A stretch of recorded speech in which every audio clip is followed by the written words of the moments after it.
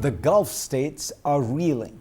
Iran, not content to hit just U.S. military bases in the region, has targeted Gulf hotels, airports, and energy infrastructure. And it says it will further escalate if Gulf leaders cannot rein in Donald Trump.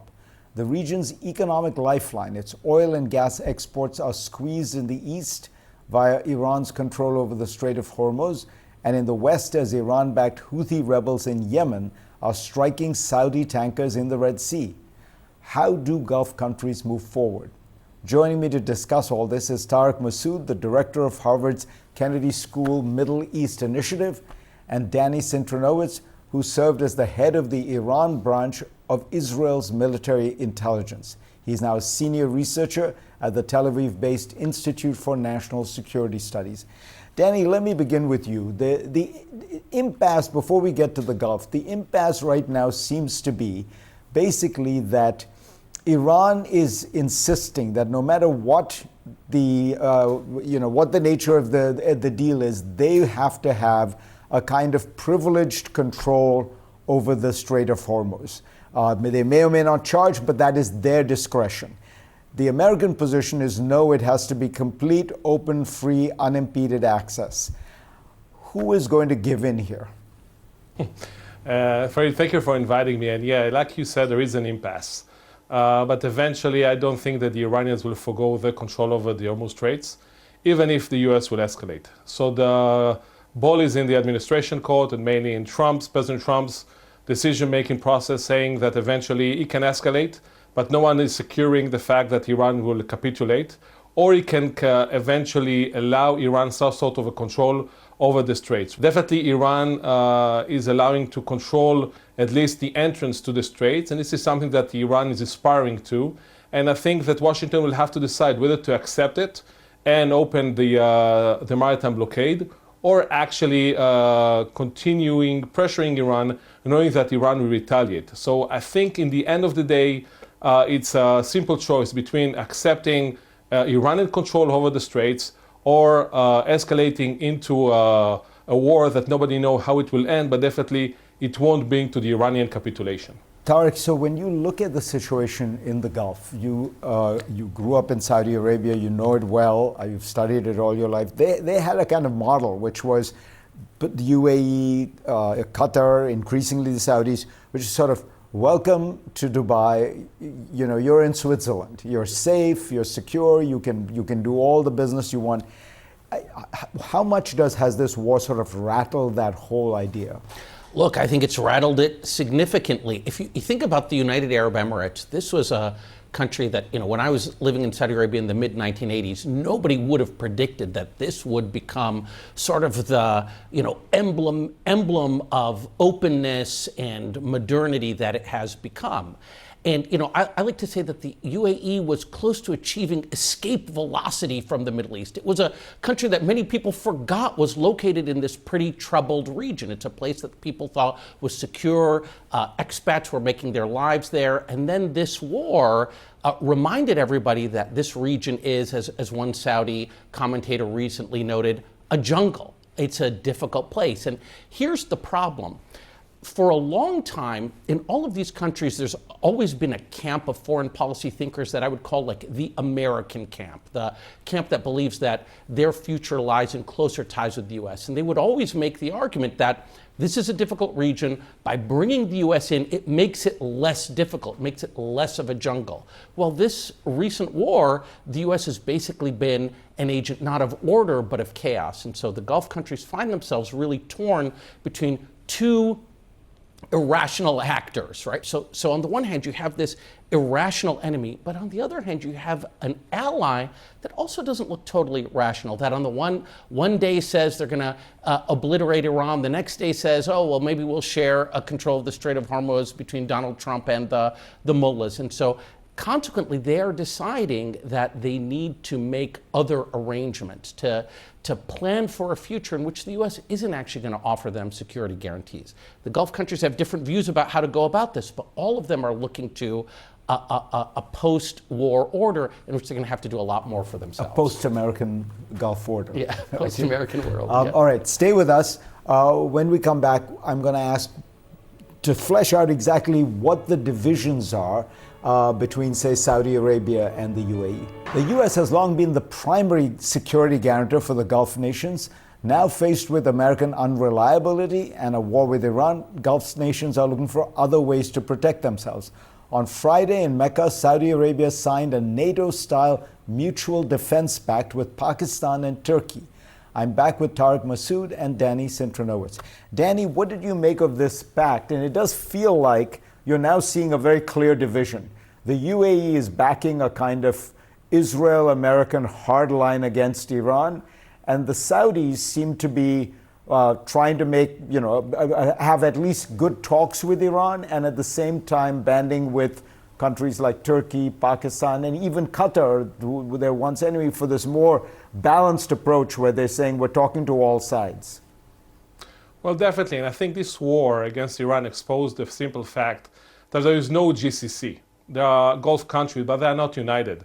One hand, you had the Omanis and the Qataris, and a little bit of the Saudis want to interact with the Iranians, understanding that you cannot push Iran into the corner. On the other side, you have UAE and Bahrain that are definitely being supported by Israel and interested in expanding at least the pressure on Iran. And I think it's also returning back to the personal enmity between MBS and NBC and the bad relations between UAE and Saudi Arabia in general. It's actually highlight another element that countries are not actually relying on the US support. I think the Saudis are quite disappointed, and I think they're feeling exposed to the Iranian and Houthi threat, so they need other elements like the Pakistani, like the Turks to help them.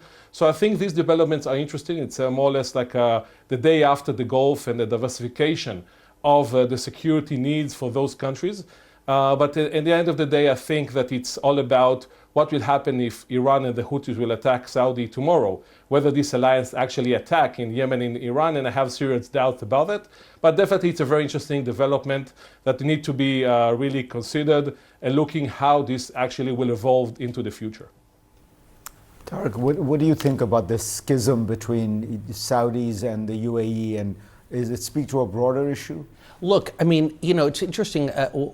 Danny, I think, is right when he says that the current war reveals that there isn't such a thing as a kind of unified Gulf Cooperation Council position.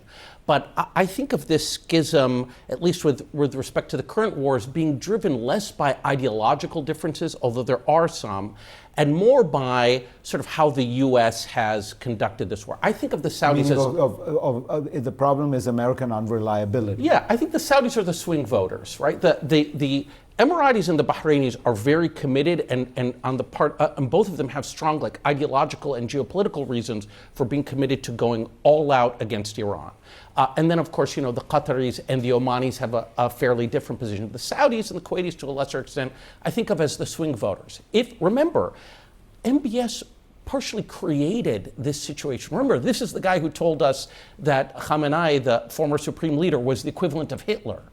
If the United States had been willing to go in hard and commit troops and basically fulfill the most expansive version of the dream to hit Iran, I think the Saudis would have fallen in line. The fact that the U.S. hasn't done that has caused the Saudis to think, okay, we need to de-escalate, we need to lean into what we did in 2023 when we came to détente with Iran. So I think that's a big driver of what is happening. So the Saudi sort of view is, either you should have gone in big and destroyed the regime completely, or you should make some accommodation with it. That's my read, right. Yes. In other words, this is definitely the second best option for them right now. But if the U.S. had been willing to go in big, I think the Saudis would have been there. Danny, what happens to the Gulf in a situation where Iran and, let's say, Oman have joint control of the Gulf? They may or may not charge for it, but they are clearly seen as the gatekeepers to the Strait of Hormuz. Can the Gulf states live with that? Definitely, yes. It's not that they like it, but I think that for them, stability is above everything, even above winning against Iran. I think that instability right now causing a major problem for them, especially on the economical side. And I think they need to return back stability, even if the Iranians will have some sort of control over the Hormuz Straits for a temporary time. I think that for them, again, it's not the best solution, but maybe it's the only solution that we have right now just to return back stability and, even more importantly, to prevent an escalation that actually put them in a real risk, given the Iranian threat they're going to attack the energy facilities in those countries. So I think that they don't want to live with that, but they don't have any other choice just to live with that. Final thought, Saudi normalization with Israel way on the back burner right now. Well, President Trump, you saw that in the deal that the United States made with the Saudis to help them with their civilian nuclear program. After the deal was basically done, President Trump came and said, there are two other conditions: no domestic enrichment, and you have to join the Abraham Accords. And it's interesting that the Saudis basically didn't respond to those new conditions at all. They pretended as if the president hadn't said them. Saudis have been very clear. And a pro-regime commentator said in an article, if you don't give us the enrichment, we will go to the Chinese. Yes, that's right. I think the Saudis have been very clear. They are open to normalization if the state of Israel is willing to offer a clear set of irrevocable steps to a Palestinian state. We're nowhere near there. And the fact that the Saudis are now allying much more with Turkey, which is a country that what Danny has forgotten about Israel, I haven't learned yet, but so he may disagree. But if you look at Israeli discourse right now, they talk about Turkey as the new enemy. And so here's Saudi Arabia getting further enmeshed with the Turks. Can't be read in Israel as something conducive to normalization between Saudi and Israel. I saw Danny nodding his head in agreement. So on that note of agreement, we're going to have to leave it. Danny, Tariq, thank you. So smart. The Whiplash War, Operation Boomerang, the Forever Negotiation. These are some of the ways the international media is describing the state of America's volatile conflict with Iran, which seems to lurch between sudden eruptions of fighting and fragile pauses for diplomacy. My next guest has just returned from 10 days inside Iran with a striking account of how that country is responding to the war. Abdi Latif Dahir is a Middle East correspondent for the New York Times. He was granted rare access to report on last month's funeral of Ayatollah Khamenei, the country's former supreme leader, who was killed back in February. Abdi joins me from Beirut. Welcome, Abdi. Let me ask you, you were at a Shia funeral, and in general, the Shia are very big on martyrdom. Did Ayatollah Khamenei's funeral have the air of a kind of search for revenge for a martyr's death? Yes, thanks for having me, Fareed. Yeah, for sure. There were so many people, millions who came from across the country, who essentially were calling for revenge. They basically were talking about this revered leader, who was central to Iran for almost 40 years. And essentially were calling, their leadership to basically not compromise, not negotiate, essentially to continue this war until his killing, was avenged. And that's definitely a central message that we heard from so many people that we interviewed in the streets of Tehran, but also in Mashhad, the city where Khamenei was born and where he was eventually buried. But yet, we know that this is a regime that massacred tens of thousands of people, perhaps in a weekend, that is unpopular by many accounts. And you write about this. So what can you tell us about, dissent in Iran? Are there sort of two Irans, an Iran that came out for this funeral and an Iran that is still deeply critical of the government? And can you get a sense of the relative weights of these two Irans? Absolutely, yeah. We definitely did witness two Irans that were coexisting side by side. Yeah, there was definitely the government that was out here and, projecting defiance and endurance and a lot of strength. But on the flip side of it, yes, there were the other Iran that, where many people talked about the economic hardships that they are going through, the water shortages, the electricity blackouts, the inflation rates, and what was going on across the country. And also, of course, many people who talked about how this war has now complicated all of that. There's something you wrote about which I was struck by. The fact that women were not covered, that people were in many ways flouting the kind of religious prohibitions that had been placed on them. And it is part of what some people have been reporting, which is the sense that Iran has moved from being a kind of hybrid regime where the religious clergy had a very central role to a military dictatorship where the regime may now be more hardline and nationalist on foreign policy issues, but is actually less concerned about enforcing all these things like the veil and various Islamic edicts. Yes, absolutely. This is something that we witnessed in many parts of Tehran. You had these two Irans that were living side by side, which was like, young women driving their motorcycles, not wearing the hijab, young men, tattooed, wearing shorts, smoking in the streets. And at the same time, you had like all the religious people who were, not missing any of the prayers, who were, chanting and celebrating Khamenei. So it was this contradictory Iran that was existing both at the same time. And some of the people who, were able to sort of like explain, how this came about, were talking about how the war had also created conditions in which they said that the government is definitely busy with a much bigger problem than, right now enforcing these edicts on the streets on a daily basis. Given that you had this rare opportunity to be in Iran, would you say that you got a sense of why the Iranians are being so defiant, why they are willing to brave these terrible conditions, bombing and such, or is it just that it's a very repressive regime and the people have no say? I mean, what kind of conclusion did you draw? I go back to the sort of like restrictions that we had on us and the government minders that were with us all the time. But even with that, people were able to talk about, sometimes even say that, yes, we might not want this government. There are like a lot of issues that are, not right with it. But so many other people that we also spoke to talked about, being wary of foreign intervention and other people coming in to like bring down the government. They said that they felt that, it was the job of Iranians to like do that for themselves and not some other power to come in and do that for them. So a sense of nationalism above all else.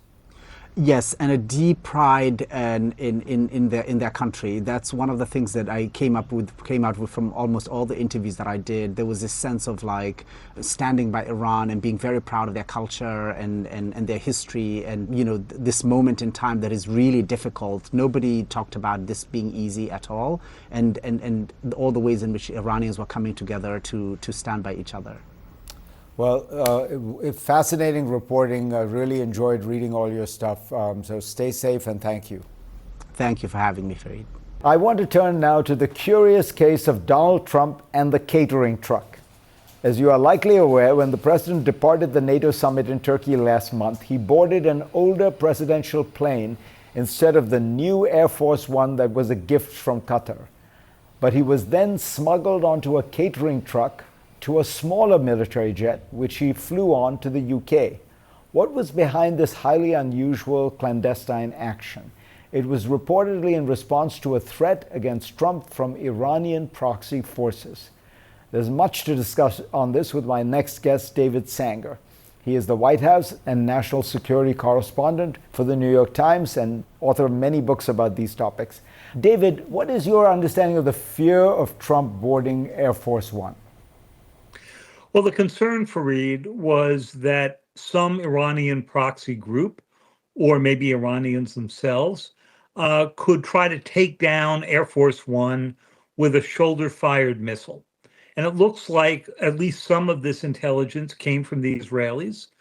From what we can tell, American intelligence agencies had relatively low confidence in its reliability, but you don't take chances with the president's life. So this concern about Iran wanting to assassinate the American president and high-level American leaders, correct me if I'm wrong, but it all begins in Trump's first term when the United States assassinates Iran's essentially the head of the Iranian military, Qasem Soleimani, right? That's right. After the Soleimani assassination, there were various Iranian plots. Fortunately, none came to fruition to try to assassinate the president. So the fact of the matter is, there's nothing new in the Iranians wanting to take the president's life. And that probably added to the Secret Service's decision to be extra cautious. And I don't know anybody who's faulting them for that. It's actually the decoy plane and putting other lives at risk that people are beginning to question. And in the context of the current war, obviously, I'm assuming from the Iranian point of view, the United States and Israel have collectively, in a sense, assassinated most of Iran's top leadership, including the supreme leader, including dozens of senior Iranians, and this is payback. But what I wonder about is assassinations are very hard to do. Are there other things the Iranians could be trying to do that we should be worried about?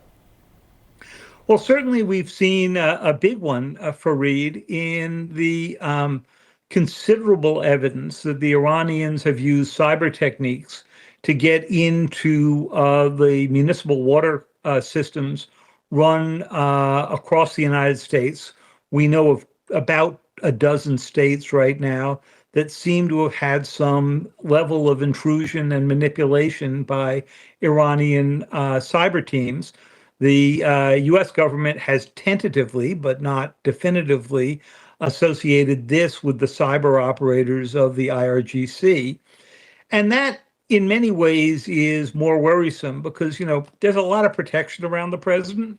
And obviously, it would be a huge issue if there was an assassination attempt or, God forbid, worse, against the US president. But it's a much harder thing to defend the 51,000 municipal water supplies around the United States, many of which barely have security budgets at all. And what I worry about is for the Iranians, this is an existential war, right? Like they view this as either they're going to survive this or this regime will collapse. And so you could imagine them being willing to go to extreme measures. Is there your sense that anybody in the administration is thinking about that? The Iranians have done things they've never done before, right? Like close the Strait of Hormuz. They'd never dared do that. And if pressed more, they might do the kind of things you're describing, even though they've never dared to do it so far. There is the fear that we have a lack of imagination about how the Iranians can reach us. Obviously, their missile capability cannot reach the United States or anywhere close. The cyber attacks, that's a different story, Fareed, because as early as 2013, there was evidence and ultimately an indictment of a attempted cyber attack on a dam in Westchester County, New York. I knew it well because as a kid growing up in that area, we used to play on this dam. I could have told the Iranians there's not much water behind it. But it was pretty shocking that they got into it. And the fact of the matter is that should have been a big warning sign to us. During the Biden administration, there was a big effort to try to provide funding for some of these municipalities to do at least basic cyber forensics and cyber protection. I'm not sure how far that got, but the Trump administration has pretty well disassembled the Cybersecurity and Infrastructure Security Agency, part of DHS, that is supposed to handle these kinds of things. And so you're worried about it because, frankly, it's not a fair fight to put a municipality up against a state actor like Iran. On that sobering note, David Sanger, always good to hear from you. Great to be with you, Fareed.